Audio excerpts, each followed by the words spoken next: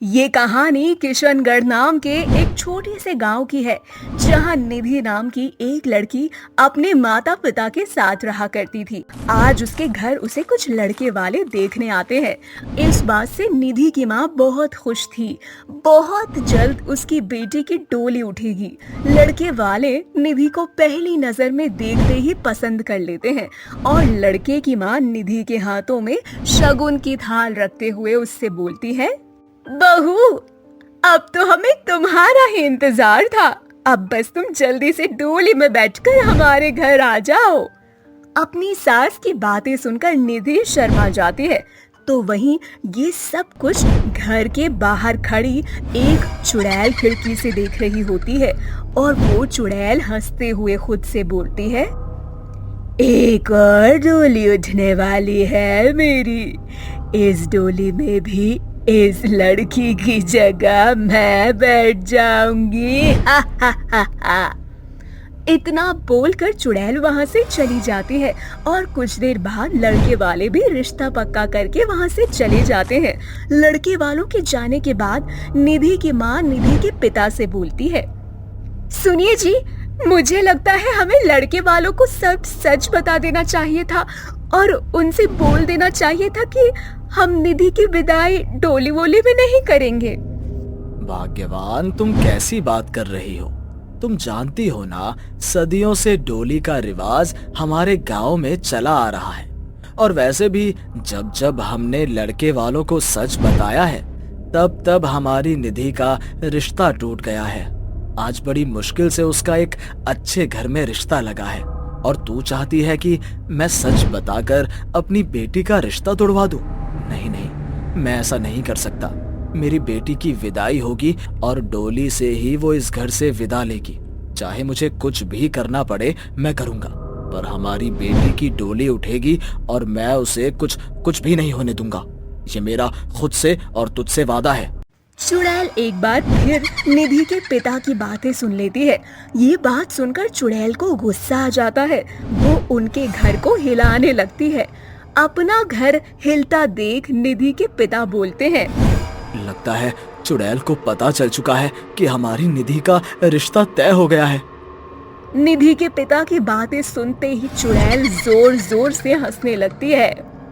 हा हा हा हा हा हा।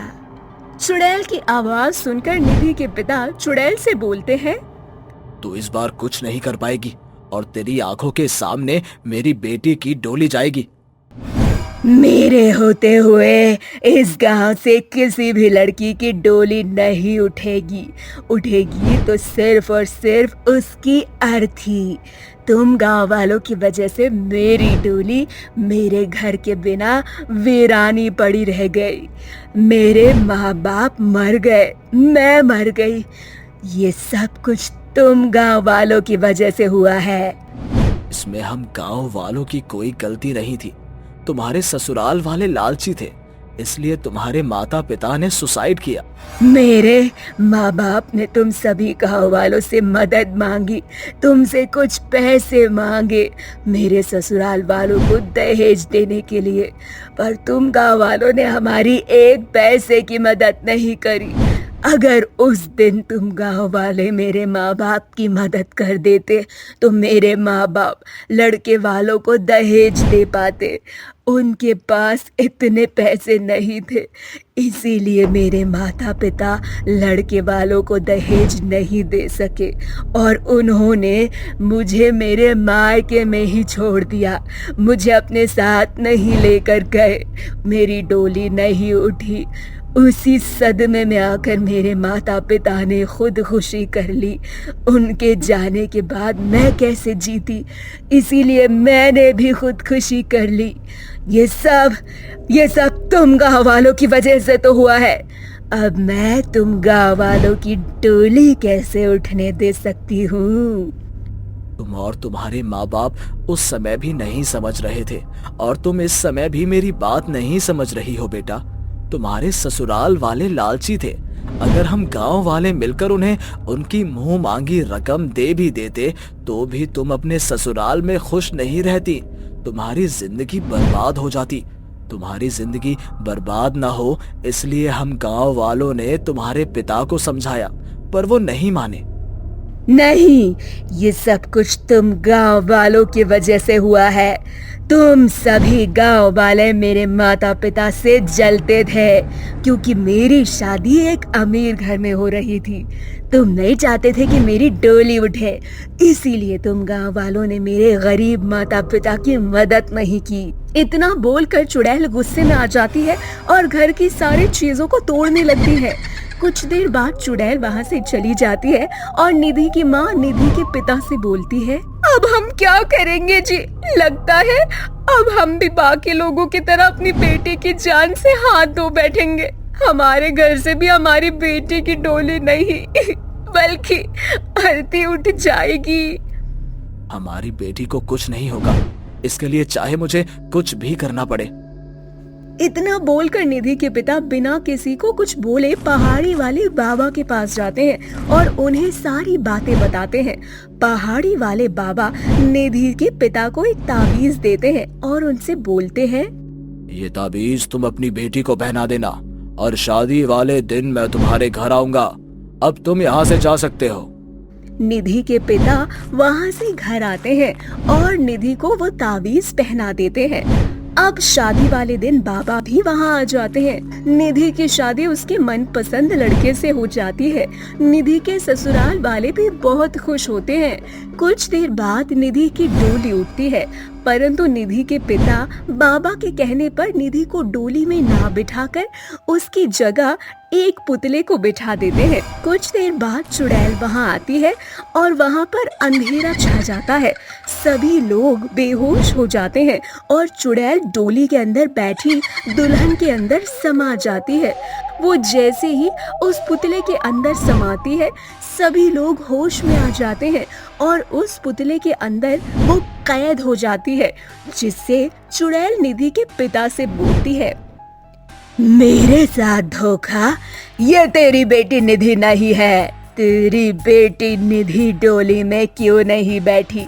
मुझे उसके शरीर में समाना था ताकि उसकी जगह मेरी डोली उठे। तूने मेरे साथ चालाकी की, मैं तुझे नहीं छोड़ूंगी। मैंने कोई चालाकी नहीं की है। मैंने एक पिता होने के नाते अपनी बेटी की जान बचाई है और तुम्हारी आखिरी इच्छा पूरी की है। तुम चाहती थी ना कि तुम डोली में बैठकर अपनी मंजिल तक जाओ। आज मैं तुम्हें तुम्हारी मंजिल तक पहुंचाऊंगा और तुम्हारी मंजिल है तुम्हारी मुक्ति। जिसके बाद वो बाबा चुड़ैल के सामने आ जाते हैं और डोली के ऊपर कुछ मंत्र पढ़ते हैं। अब चुड़ैल डोली के अंदर बैठी किसी का कुछ नहीं बिगाड़ पाती। जिसके बाद कुछ लोग डोली उठाकर एक नदी के पास जाते हैं, जहां बाबा एक छोटा सा हवन करता है और उस पुतले को पानी में डुबा देता है। पुतले को पानी में डालते ही चुड़ैल पुतले से बाहर आ जाती है और अब जैसे ही पुतला पानी के अंदर डूबता है, वैसे वैसे चुड़ैल का शरीर गायब होता जाता है। और जब पुतला पूरी तरह से नदी में डूब जाता है तो चुड़ैल को मुक्ति मिल जाती है। जिसके बाद पूरा का पूरा गांव उस चुड़ैल के साए से मुक्त हो जाता है और कुछ देर बाद निधि की डोली उठती है। वो सही सलामत अपने ससुराल चली जाती है। ये कहानी रूपनगर नाम के एक छोटे से गांव की है, जहां विवेक नाम का एक व्यक्ति अपनी बीवी रमा और बेटी दिव्या के साथ आता है। विवेक पेशे से एक डॉक्टर होता है, इसीलिए वो भूत प्रेत जैसी किसी भी चीज पर विश्वास नहीं किया करता था। ऐसे ही एक दिन विवेक हॉस्पिटल जाने के लिए तैयार हो रहा होता है। तभी उसकी बीवी रमा उससे बोलती है, आज मैं बहुत खुश हूँ। वो क्यों? वो इसलिए क्योंकि तुमने अपना हॉस्पिटल ऐसे छोटे गांव में बनाने के बारे में सोचा। शहर में तो काफी हॉस्पिटल्स हैं, लोग अपना इलाज भी करवा लेते हैं। गांव में तो न जाने कितने लोग सही इलाज ना मिल पाने की वजह से मर जाते हैं। रमा, पता है मेरे बचपन से ही ये सपना था कि जब मैं डॉक्टर बनूं तो किसी छोटे से गांव में अपना हॉस्पिटल खोलूं और गरीब लोगों की मदद करूं। वो सब तो ठीक है जनाब, पर आपने घर कहाँ लिया है ये भी तो देखो।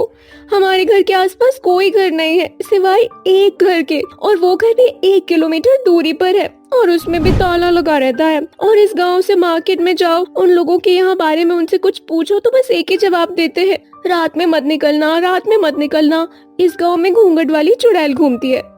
गांव में अक्सर यही होता है, कुछ लोग तो अपने अंधविश्वास की वजह से ही मर जाते हैं। मुझे बहुत लेट हो रहा है, मैं कोशिश करूंगा कि जल्द से जल्द यहाँ से अपना घर बेचकर हम एक ऐसी जगह पर घर लें जहाँ तुम्हें इंसान दिखे, ठीक है? इतना बोलकर विवेक हॉस्पिटल चला जाता है। तभी दिव्या बाहर से खेलती हुई घर आती है और अपनी माँ से बोलती है, माँ, वो जो सामने घर है उस घर में आज मैंने एक औरत देखी, वो घूंघट में थी। इसका मतलब ये हुआ माँ कि उस घर में कोई रहने के लिए आया है। हाँ बेटा, हो सकता है। तो माँ, हम उनसे मिलने चलते हैं ना? अच्छा ठीक है। रमा अपनी बेटी के साथ अपनी पड़ोसन से मिलने जाती है। अपनी पड़ोसन को घूंघट में देख उसे थोड़ा अजीब लगता है और वो उससे बात करती है। बात करने पर रमा को पता चलता है कि वो औरत उस घर में अकेली रहती है और घूंघट में ही रहती है। जिसके बाद दिव्या उस औरत से बोलती है, आंटी, वो सामने वाला जो घर है ना, वो हमारा घर है। अपने घर में मैं बहुत बोर हो जाती हूँ, क्या मैं कुछ समय आपके घर खेलने आ सकती हूँ? दिव्या की बात सुनकर वो चुड़ैल बहुत खुश होती है और मन ही मन खुद से बोलती है, अरे वाह, आज तो बहुत दिनों बाद शिकार खुद चलकर मेरे पास आया है। आज मैं इस लड़की और इसके माँ बाप का खेल खत्म कर दूंगी। आंटी, आप क्या सोचने लगी? आप भी पूरा दिन अकेले घर में बोर हो जाती होंगी ना? क्या मैं आपके साथ आपके घर में खेलने आऊँ? हाँ हाँ बेटा, क्यों नहीं। अब दिव्या घूंघट वाली चुड़ैल के पास रुक जाती है और रमा घर का काम करने अपने घर में जाती है। देखते ही देखते रात हो जाती है। विवेक घर आ रहा होता है, तभी रास्ते में चुड़ैल का घर पड़ता है। जैसे ही विवेक चुड़ैल के घर के पास पहुंचता है, वो चुड़ैल उसकी कार के सामने आ जाती है। घूंघट में खड़ी औरत को अपने सामने देखकर विवेक बहुत डर जाता है और गाड़ी से निकलकर उससे बोलता है, अंधियो, इतनी बड़ी गाड़ी दिखाई नहीं दे रही, मैं भी किससे और क्या बोल रहा हूँ? अरे इतना लंबा घूंघट डाला हुआ है तो दिखेगा कहाँ से? इसलिए कहता हूँ, पुराने रीति रिवाजों को छोड़ो, अंधविश्वास से बाहर निकलो। घूंघट उठाकर आँख खोलकर रास्ते पर चलो, अगर तुम्हें कुछ हो जाता तो? डॉक्टर साहब, इंसान एक बार मरता है, बार बार नहीं। इतना बोलकर चुड़ैल डरावनी हंसी हंसने लगती है। तभी तेज हवाएं चलती हैं और बिजलियां कड़कने लगती है। तेज हवा चलने की वजह से उस चुड़ैल का घूंघट उड़ जाता है और अपने सामने एक चुड़ैल को खड़ा देख विवेक के रोंगटे खड़े हो जाते हैं। विवेक नीचे जमीन पर गिर जाता है। तभी वो देखता है कि उस चुड़ैल के पैर उल्टे होते हैं। अब उसको पूरा यकीन हो जाता है कि ये कोई इंसान नहीं बल्कि एक चुड़ैल है। विवेक जल्दी से उठकर खड़ा होकर अपने घर की ओर भागता है। जब वो अपने घर के अंदर जाता है तो अपने बीवी बच्चों को मरा पाता है। अपनी मरी बीवी और बेटी को देखकर विवेक रोते हुए बोलता है, रमा, दिव्या, ये तुम दोनों को क्या हो गया?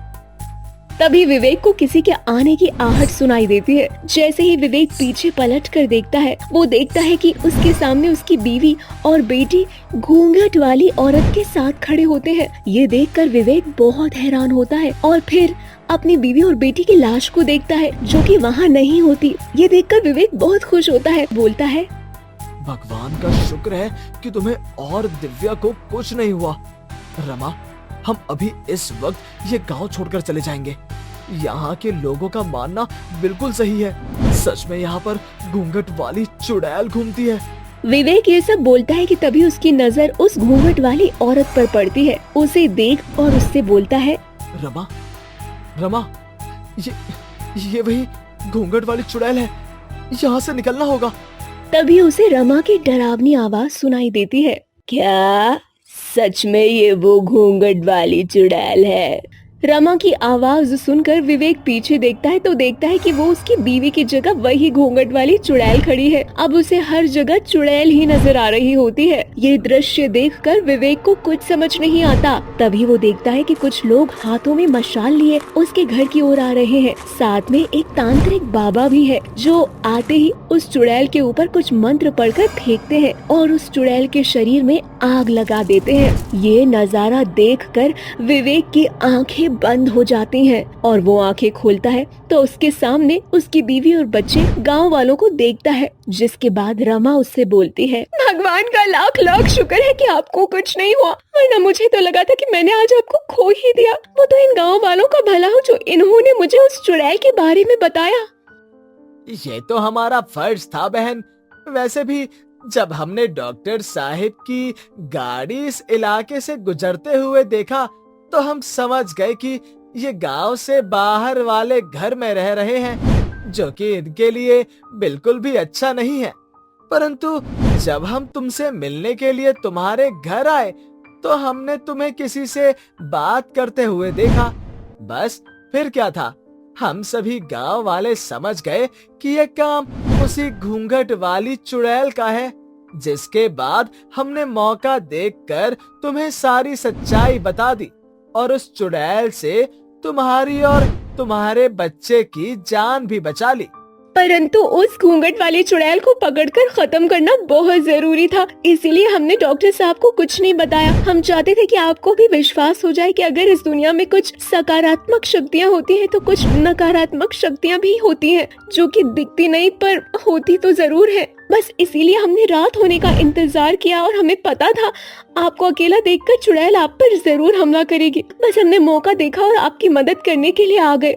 उस चुड़ैल को भी हमने अब नष्ट कर दिया है। अब हमारा गांव चुड़ैल की साए से आजाद हो चुका है। वो घूंघट वाली चुड़ैल हम सभी को क्यों मार रही थी? बेटा, आज से कई साल पहले इस गांव में एक औरत थी जो हमेशा घूंघट में ही रहा करती थी। तभी उसकी एक कार में मृत्यु हो गई। बस तभी से वो इस गांव में हर व्यक्ति के खून की प्यासी हो गई थी। परंतु अब तुम और हमारा ये गांव सुरक्षित है। जिसके बाद वो एक बार फिर से अपनी जिंदगी की नई शुरुआत करता है और गांव वालों का भला करता है। रूपनगर नाम के एक छोटे से गांव में एक छोटा सा परिवार रहता था।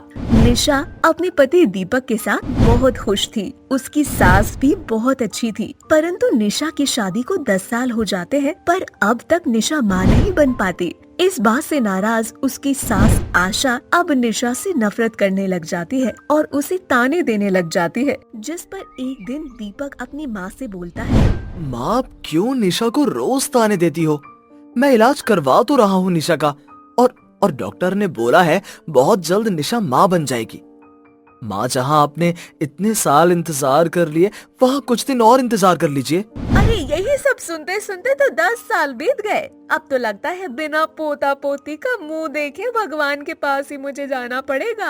अपनी सास की बातें सुनकर निशा को बहुत दुख पहुंचता है। जिसके बाद निशा रोते हुए अपनी सहेली से अपना दुख बांटने लगती है। तभी उसकी सहेली उसे एक बाबा के बारे में बताती है। निशा, तू चमत्कारी बाबा के पास चली जा। मैंने उनका बहुत नाम सुना है। उनके आशीर्वाद से सारी औरतें गर्भवती हो जाती हैं। मुझे पूरा यकीन है कि तू भी जल्दी गर्भवती हो जाएगी। अब निशा अपने दोस्त के कहने पर चमत्कारी बाबा के पास जाती है, जहाँ बाबा उसे एक फल देता है और टाइम के अनुसार फल खाने को बोलता है। निशा बिल्कुल ऐसा ही करती है और एक हफ्ते तक उस बाबा के पास जाती है और नियम के अनुसार उस फल को खाती है। परंतु फिर भी निशा गर्भवती नहीं होती। अब लोगों के ताने और भी ज्यादा बढ़ जाते हैं और एक दिन, अरे करमजली, अगर तू मुझे पोता या पोती का मुंह नहीं दिखा सकती तो चल जा मेरे घर से, ताकि मुझे तेरी शक्ल नहीं देखना पड़े। हे भगवान, ऐसी बहू देने से अच्छा होता कि तू मुझे ही उठा लेता।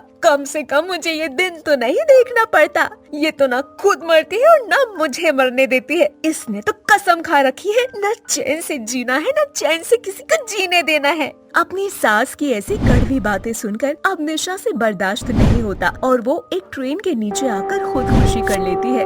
निशा तो मर जाती है, पर उसकी जब रिपोर्ट आती है तो सबको पता चलता है कि निशा पेट से थी। ये बात पता चलने पर उसका पति फूट फूट कर रोता है और निशा की तस्वीर से बोलता है, निशा, ये तुमने क्या किया? इतने साल तुमने लोगों के ताने सुने और जब सुख भोगने का समय आया तो तुमने खुदकुशी कर ली। निशा, तुम्हें नहीं पता पर तुम पेट से थी। तुम्हारी आज रिपोर्ट आई है जिसमें लिखा है कि तुम गर्भवती हो। मुझे माफ कर दे, पर ये सब कुछ मेरी वजह से हुआ। मेरे ताने की वजह से ही मैंने मेरी बहू और होने वाला पोता या पोती खो दिया। आशा इस चीज के लिए खुद को कभी माफ नहीं कर पाती और बहुत जल्दी उसकी भी मृत्यु हो जाती है। 1 महीने के अंदर अंदर दीपक अपनी माँ और बीवी दोनों को खो देता है, जिसके बाद वो अपने घर एक नव विवाहित जोड़े को किराए पे दे देता है और खुद शहर से दूर चला जाता है। नव विवाहित जोड़ा बहुत ही खुशी खुशी उस घर में रहता है। ऐसे ही कुछ दिन बीत जाते हैं। एक दिन जब किरण रसोई में काम कर रही होती है तो वो देखती है कि एक औरत रसोई के कोने में बैठकर सिसकियां ले रही होती है। ये देखकर पहले तो किरण बहुत डर जाती है, पर बाद में हिम्मत करके उस औरत के पास जाती है और उससे बोलती है, बहन तुम कौन हो? तुम इस तरह से क्यों रो रहे हो? मैं निशा हूँ, इस घर की मालकिन। क्या? इस घर की मालकिन? पर तुम तो मर चुकी थी ना?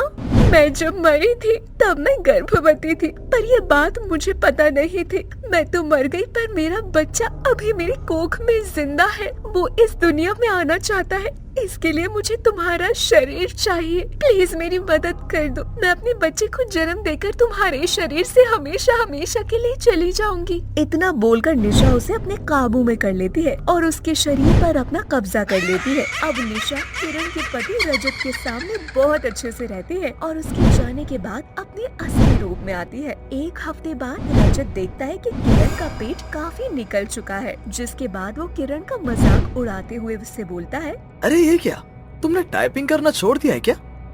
किरण ये देखो, तुम्हारा पेट कितना निकल चुका है। ऐसा लग रहा है जैसे तुम 9 महीने की प्रेग्नेंट हो। प्लीज अपने पेट को अंदर कर लो। क्या कहा तूने? मैं अपने पेट को अंदर कर लूं? मैं गर्भवती हूँ, मेरे पेट में बच्चा है। ये पेट अब तभी अंदर होगा जब मेरा बच्चा इस दुनिया में आएगा, समझा? इतना बोलकर चुड़ैल अपने असली रूप में आ जाती है। रजत निशा को देखकर बहुत डर जाता है और भागता हुआ दीपक के पास जाता है और उसे सारा सच बताता है। सारा सच जानने के बाद दीपक रजत को सारी बात बताता है और रजत दीपक से बोलता है, मेरी बीवी को बचा लो।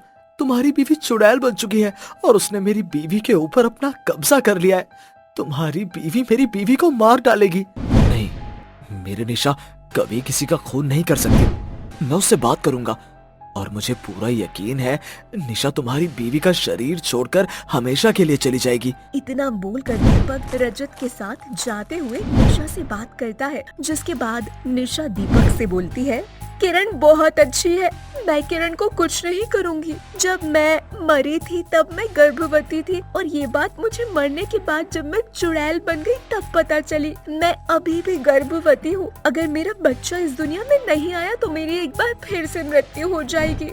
निशा, अगर तुमने किरण का शरीर नहीं छोड़ा तो उसकी भी मृत्यु हो जाएगी। क्या तुम चाहती हो जैसे तुम्हारा हंसता खेलता परिवार खत्म हो गया वैसे इनका भी परिवार खत्म हो जाए? अपने पति की बात सुनने के बाद निशा किरण का शरीर छोड़ देती है और कुछ दिनों बाद जब उसका बच्चा इस दुनिया में आने वाला होता है तब निशा और उसका बच्चा दोनों ही मर जाते हैं और इस तरह से निशा की आत्मा को मुक्ति मिल जाती है और रजत अपनी बीवी किरण के साथ अपनी खुशहाल जिंदगी जीने लगता है।